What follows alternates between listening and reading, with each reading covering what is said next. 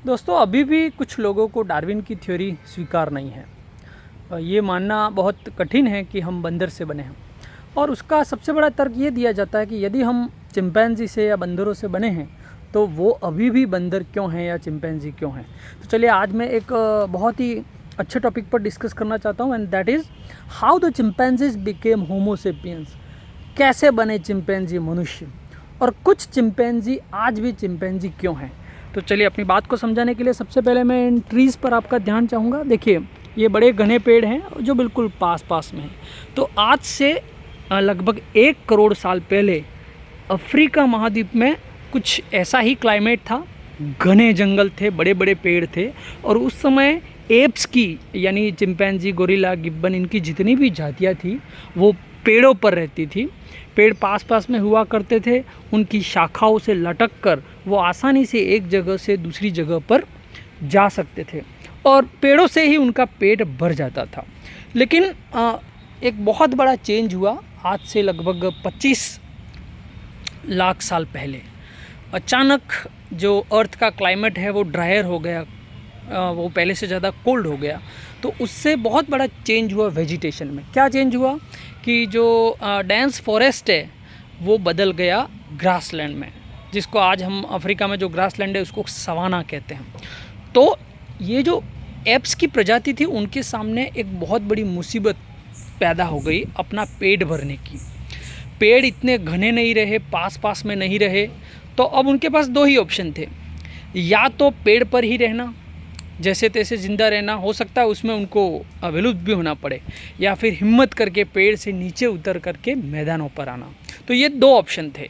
तो चलिए, let me clear कि जो पेड़ों पर ही रहे वो तो बन गए चिंपैंजी, जो आज भी चिंपैंजी है। लेकिन वो जांबाज चिंपैंजी जिन्होंने पहली बार ज़मीन पर उतरने की कोशिश की वो बन गए होमो सेपियंस।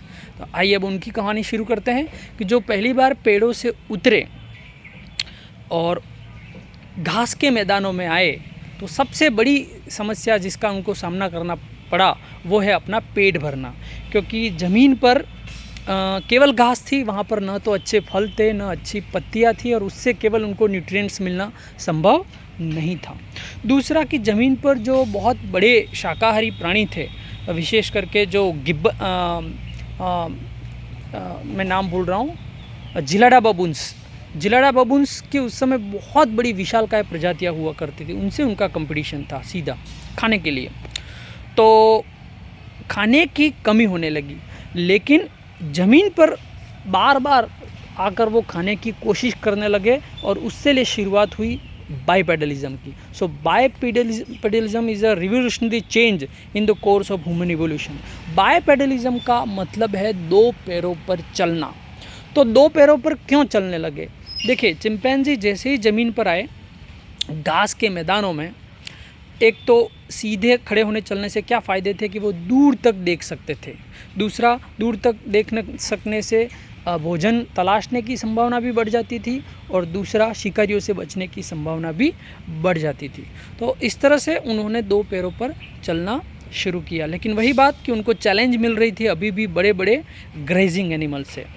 तो अब उन्होंने अपना मार्ग और बदला कि उनसे लड़ा नहीं जाए, क्योंकि हमारे पास इतनी ताकत नहीं थी। तो उन्होंने अब अपनी ईटिंग स्टाइल चेंज की। वो कंदमूल जो ज़मीन में दबे हुए हैं या सूखे हुए बीज हैं, फल हैं, उनको खाने लगे। लेकिन उनसे भी उनका पेट भरा नहीं, तो अब उनकी डाइट में फिर से चेंज हुआ, और ये जो चेंज था बहुत ही ड्रास्टिक चेंज था। और अब जो ह्यूमन है वो हर्बीवोर से ओमनीवोरस हो गए। मतलब पहले शाकाहारी थे, अब वो मांसाहारी भी हो गए, यानी जो मिले उसको खा लो। अब यहीं से शुरुआत होती है उनके इंटेलिजेंट होने की या होमो सेपियंस बनने की। तो क्या होता है कि शुरू में जब वो मांसाहारी बने, तो एक तो क्लाइमेट चेंज ने जो उनको बहुत बड़ा झटका दिया था, एक तरह से फ़ायदा भी दिया कि जब फॉरेस्ट ख़त्म हो गए, ग्रासलैंड आ गए, तो जो बड़े बड़े ग्रेजिंग एनिमल्स है, बड़े बड़े कार्निवोरस एनिमल्स है, वो एक्सटिंक्ट हो गए। तो ज़्यादा कंपटीशन नहीं रहा। अब उनके सामने कुछ हिरने, जिराफ, जो आजकल के ग्रेजिंग एनिमल साइज़ के, उस साइज़ के एनिमल थे, तो उनका शिकार करना आसान था। तो उन्होंने क्या किया कि कुछ टूल्स बनाए उनका शिकार करने के लिए।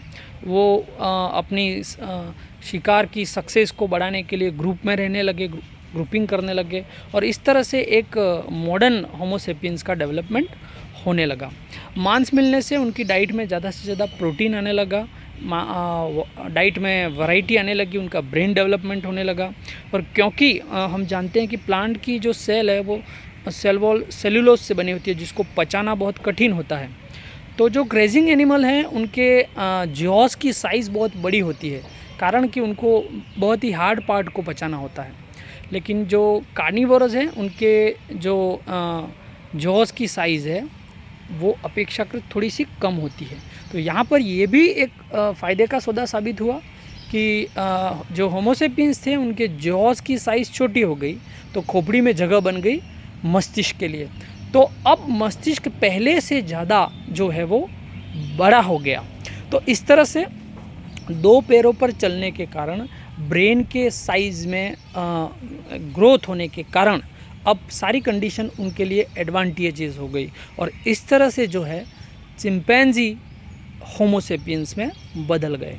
तो अगर एक सरल शब्दों में कहूँ तो एक ही बड़ा कारण था climate change, the changing of forest into grassland. ये बड़ा कारण रहा कि चिंपैंजी को होमो सेपियंस बनना पड़ा। और ये कोई एक घड़ी गई कहानी नहीं है। सिक्वेंशियल करोड़ों सालों के, लाखों सालों के जो फॉसिल्स हैं वो चिल्ला चिल्ला के इसकी गवाही दे रहे हैं कि हाँ, कुछ ऐसा ही हुआ था। Thank you.